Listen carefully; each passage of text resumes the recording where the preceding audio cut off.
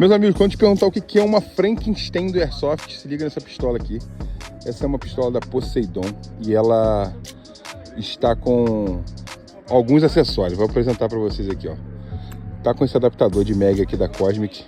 Ó, é um PTSzinho, 250 munições. Tá com esse lançador de granada aqui, ó. Maneiríssimo demais. E esse Angry Nose e esse Dot. Se liga só como é que ficou o style. Muito maneira, né?